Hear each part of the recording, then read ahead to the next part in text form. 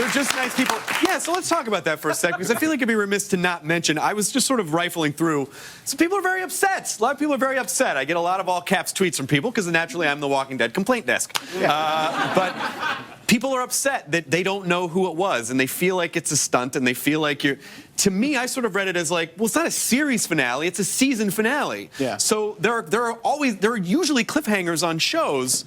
Going into next season, you have a reason to tune in, but I think it's just because people are so emotionally wrapped up and they just want the tension to be released. So can you please comment on that for them to try to allay some rage or something? I don't know. Right. Well, I mean, first of all, I mean, as a fan, I love cliffhangers. I love that tension. I love the anticipation of finding out what it is. I mean, if you read the comic book series, I think pretty much every issue ends with a big cliffhanger, and sometimes the trade. So it is like a 6-month break if you're just reading that to find out what happens next. And I think that's a lot of fun. But I think that, you know, this story, the cliffhanger isn't the story.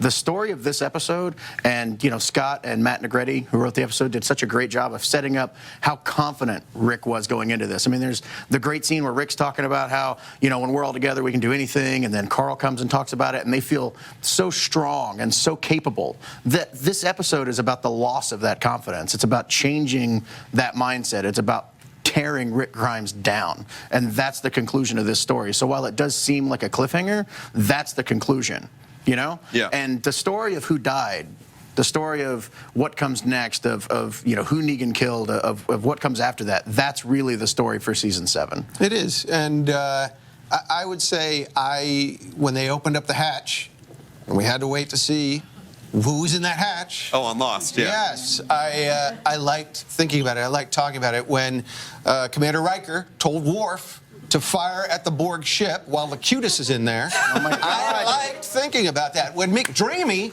was left on the altar. Yeah. I liked thinking about that. Now that Preach, sister. I probably made that up. But I know something like that happened. Yeah.